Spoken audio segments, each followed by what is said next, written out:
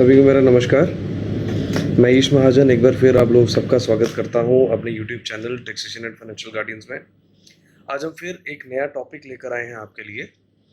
इस टॉपिक का मेन मकसद आपका पैसा बचाना है, जैसे कि हमारा हमेशा से ये मकसद रहा है। तो आइए आज के टॉपिक के बारे में बात करते हैं। आज का हमारा टॉपिक है रिगार्डिंग टैक्स रेट्स। जैसे कि हम सब जानते हैं, बजट 2020 में सरकार ने हमें एक नया टैक्स रिजिम जो है वो हमारे लिए इंट्रोड्यूस किया और हमें ऑप्शन दे दिया कि हम चाहे ओल्ड रिजिम यूज़ करें चाहे न्यू करें। ये सरकार ने हमारे पे छोड़ा। तो अब किस तरह से हम दोनों रिजिम्स के बीच में चॉइस करें, ये सारी चीज़ों के बारे में आज हम बात करेंगे। तो आइए बात करते हैं सबसे पहले what is the main difference between the to regimes, the old regime and the new one. आइए इस स्लाइड से हम समझने की कोशिश करते हैं दोनों रिजिम्स में क्या डिफरेंस है। जैसे कि हम सब जानते हैं, हमारा इनकम टैक्स जो है वो एक स्लैब सिस्टम पे बेस्ड है। जैसे जैसे हमारी इनकम बढ़ेगी हमारा टैक्स भी बढ़ता जाएगा। जैसे कि आप देख सकते हैं, 0 से 2.5 लाख रुपए तक रेट्स दोनों रिजिम में नील हैं। जैसे आप बढ़ते हैं 2.5 लाख से 5 लाख पे जा रहे हैं, मतलब जिसकी इनकम 0 से 5 लाख के बीच में है, पहले 2.5 लाख पे कोई टैक्स नहीं लगेगा। अगले 2.5 लाख से लेके 5 लाख तक 5% रेट है टैक्स का ओल्ड में और 5% ही है न्यू में। जैसे हम आगे बढ़ेंगे हमारा स्लैब 5 से 7.5 लाख का होगा। टैक्स रेट ओल्ड रिजिम में 20% हो जाएगा और न्यू रिजिम में जो है वो 10% रहेगा। उसके बाद जैसे ही हम जाएंगे 7.5 से 10 लाख में, तो उस स्लैब में आपको टैक्स लगेगा ओल्ड में 20% और न्यू में लगेगा 15%। उसके बाद जैसे ही हम मूव ऑन करेंगे 10 लाख से 12.5 लाख पर, तो ओल्ड रिजिम में टैक्स रेट हो जाएगा 30% और न्यू रिजिम में जो रेट है वो हो जाएगा हमारा 20%। जैसे हम मूव ऑन करेंगे 12.5 से 15 लाख में, ओल्ड रिजिम में 30% और न्यू रिजिम में यही रहेगा आपका 25% का। और जैसे ही मैं 15 लाख रुपए एक्सीड करूंगा, मेरा जो स्लैब है वो दोनों रिजिम्स में 30% हो जाएगा। अब हमें देखने में ऐसा लग रहा है कि जो न्यू रिजिम है वो हमारे लिए बेनिफिशियल है, लेकिन इन सब चीज़ों को देखते हुए और मतलब इन दोनों में से हम किस स्लैब को ऑप्ट करें, वो देखने के लिए हमें कुछ और बातों का भी ध्यान रखना है। मैं आपको थोड़ा सा और हिंट देता हूँ। जैसे न्यू रिजिम में हमें एग्जम्पशंस और कई ऐसी डिडक्शंस हैं जो हमें डिसअलाउड है। कहने का मतलब है, आप लोगों ने सुना होगा जी, अगर हम LIC करवाएंगे तो हमारी वो टोटल इनकम में से माइनस हो जाएगी। अगर हम हेल्थ इंश्योरेंस कराएंगे उसका प्रीमियम माइनस हो जाएगा। अगर मैं हाउस प्रॉपर्टी पे कोई लोन पे इंटरेस्ट दे रहा हूँ तो वो मेरा माइनस हो जाएगा। लेकिन न्यू रिजिम में आपको ऐसी कोई भी डिडक्शन नहीं मिलेगी। न्यू रिजिम में आपकी more than 100 deductions and exemptions जो हैं वो अलाउड नहीं है। मतलब आपको जो नेट इनकम लेनी है वो बिना इन डिडक्शंस को क्लेम किए लेनी है। राइट। एक सवाल और है जो usually most of the clients हमसे पूछते हैं, सर अब तो 5 लाख रुपए तक टैक्स ही नहीं है। तो मैं आपको एक और चीज क्लियर कर देता हूँ, ऐसा कुछ भी नहीं। अगर आपकी इनकम 5 लाख के अंदर अंदर है, अप टू 5 लाख रुपीज तक है, तो गवर्नमेंट आपको टैक्स पे रिबेट देती है, जिस रिबेट का नाम है 87A, rebate under section 87A। वो जो रिबेट है वो 12,500 रुपए तक है। इसीलिए अगर आपकी टोटल इनकम 5 लाख रुपए तक बनती है तो आपका जो टैक्स बनता है वो अंडर सेक्शन 87A में एज अ रिबेट जो है वो माफ कर दिया जाएगा। अब how to choose and how to calculate the basic difference between the two, इसके लिए हम एक प्रैक्टिकल प्रॉब्लम सॉल्व करते हैं। एक क्या, कई प्रैक्टिकल प्रॉब्लम्स हैं जिनके बारे में हम आपके साथ डिस्कस करेंगे। तो आइए अब हम बात करेंगे सीए खुशबू महाजन जी से और वो आपको प्रैक्टिकली समझाएंगी कि किस तरह से आप खुद इन दोनों रिजिम्स का डिफरेंस निकाल कर ये डिसाइड कर सकते हैं कि आपको दोनों में से कौन सा रिजिम जो है वो ऑप्ट करना है। लेकिन मैं जाते जाते आपको एक बात बता देता हूं कि आपको दोनों स्लैब्स को ऑप्ट करने से पहले अपनी इन्वेस्टमेंट्स और टोटल इनकम का ध्यान रखना है। Khushbu, please take the charge.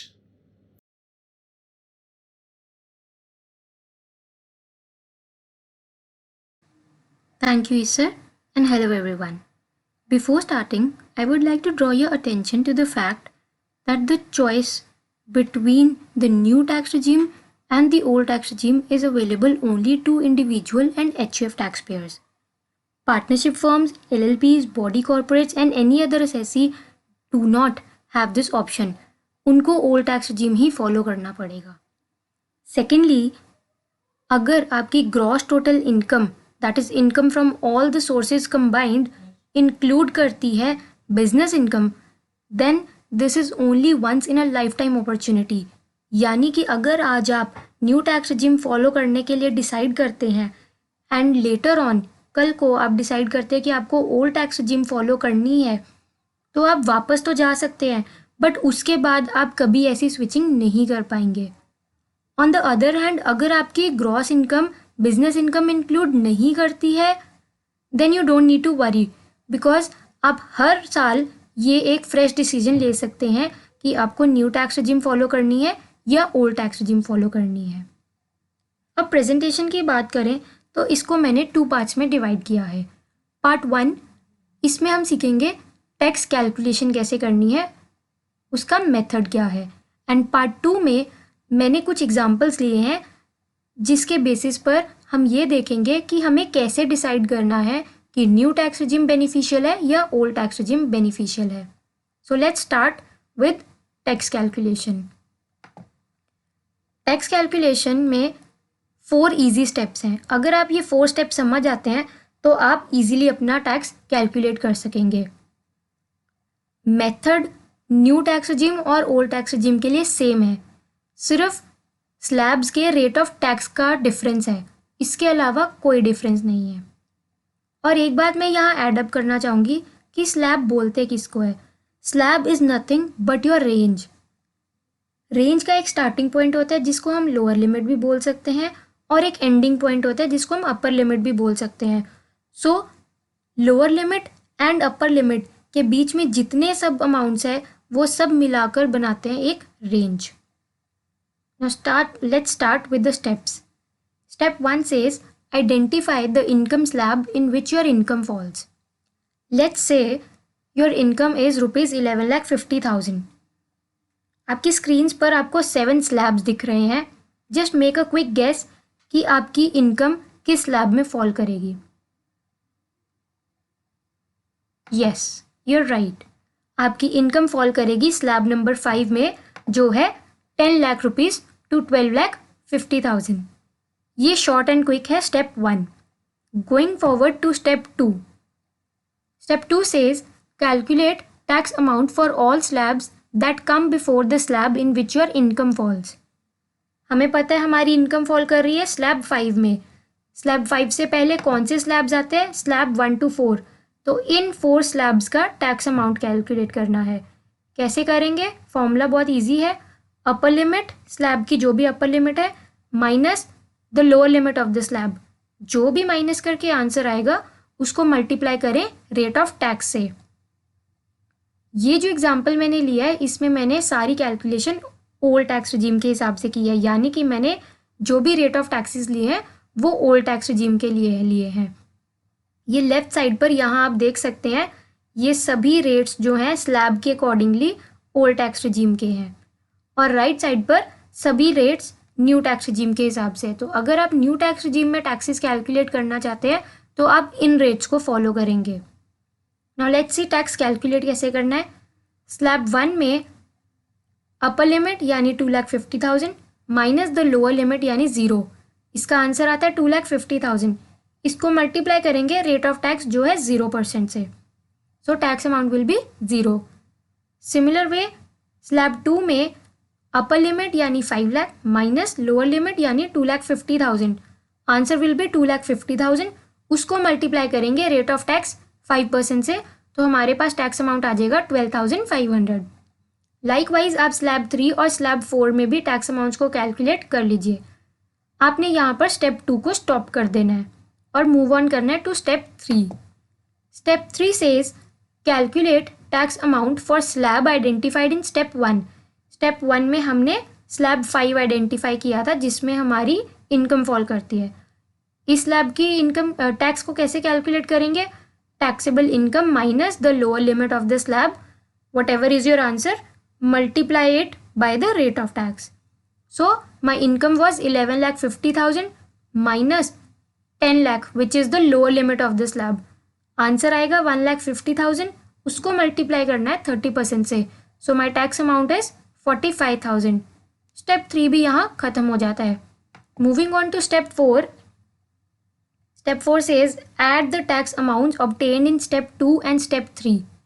आपको याद होगा स्टेप 2 में हमने स्लैब 1 से लेके स्लैब 4 के टैक्स अमाउंट्स कैलकुलेट किए थे.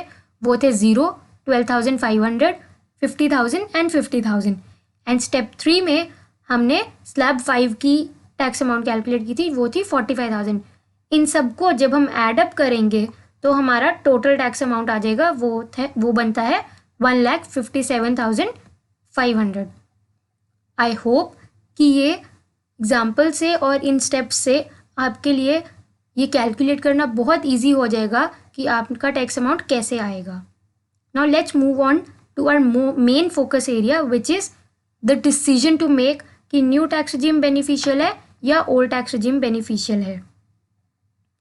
इसमें मैंने 3 एग्जाम्पल्स लिए हैं.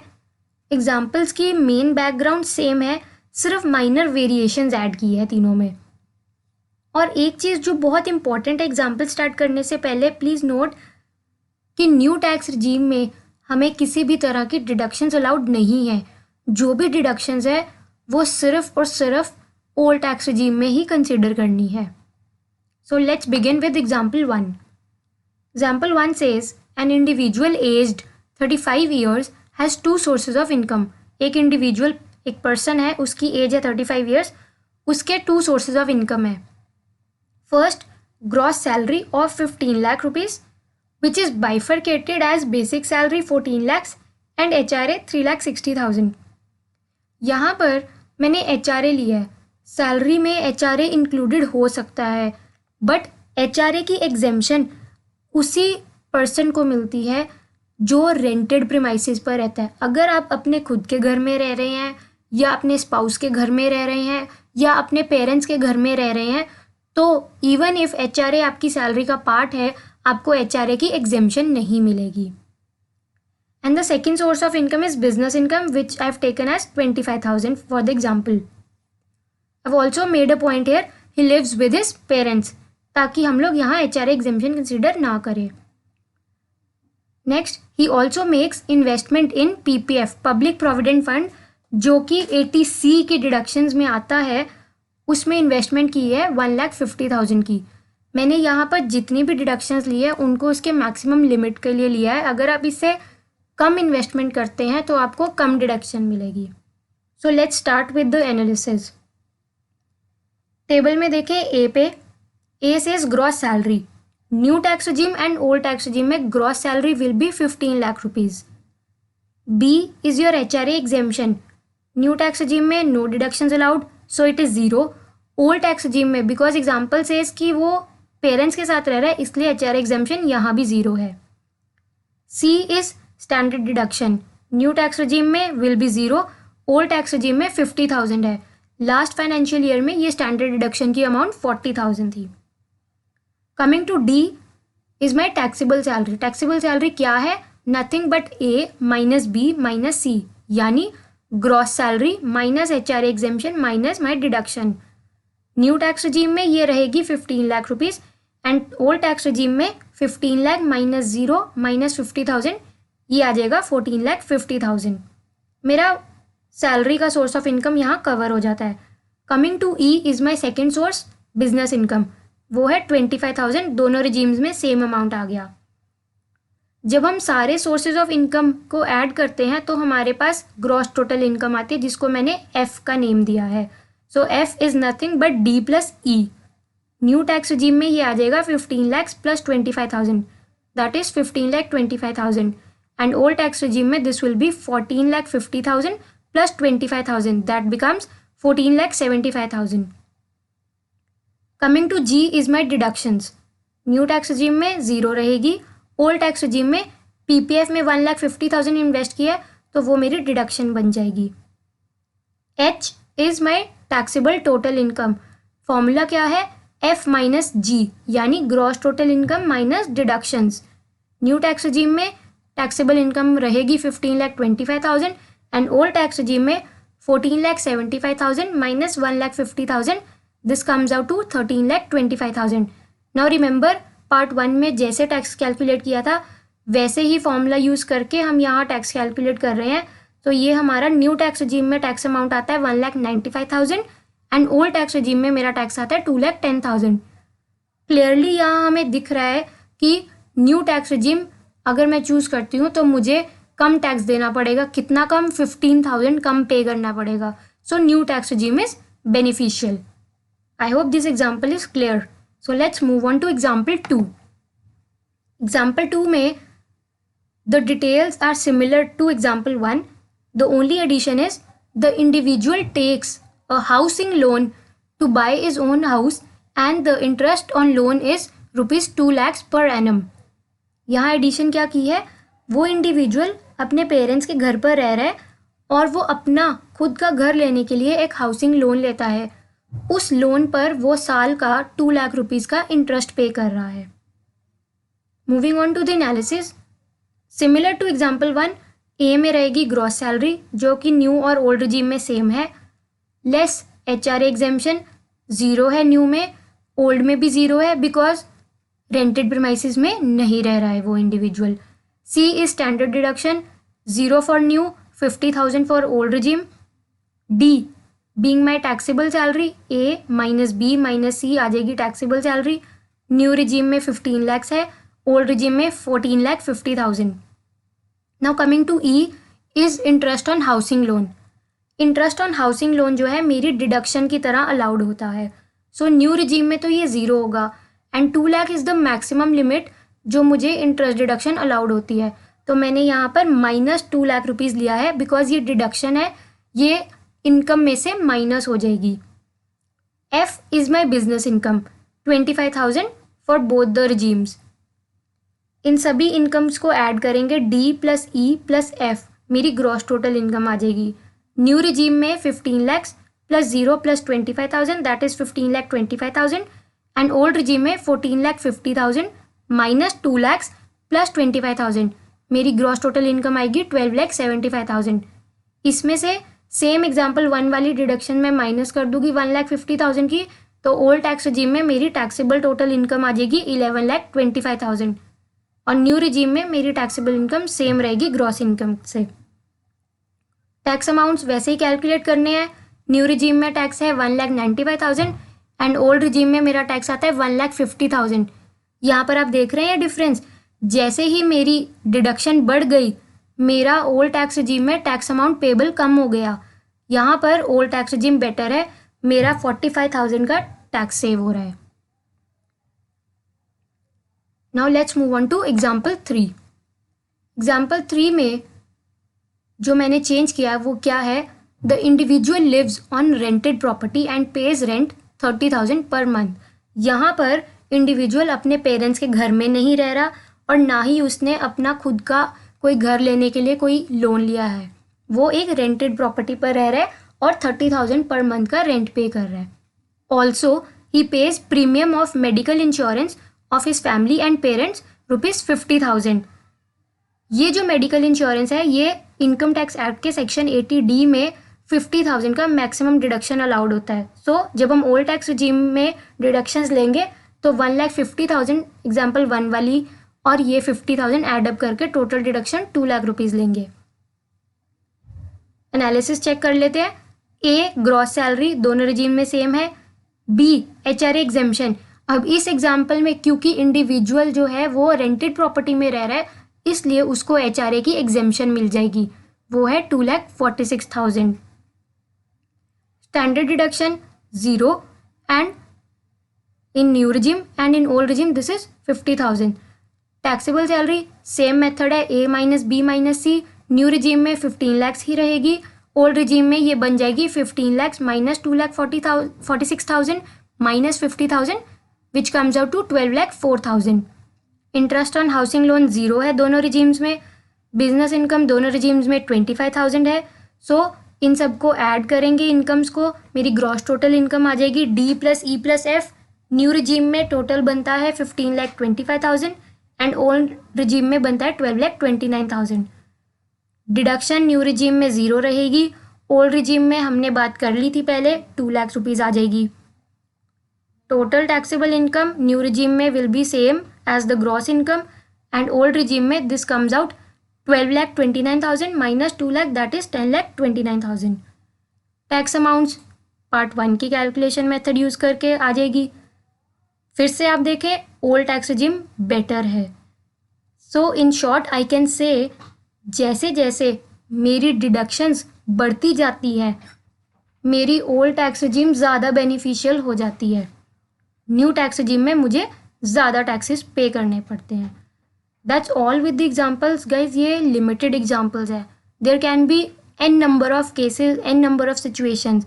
तो आपको ये एनालिसिस बहुत केयरफुली करना पड़ेगा। मेरी प्रेजेंटेशन यहाँ ओवर होती है, उसके लिए I would say thank you for watching so patiently.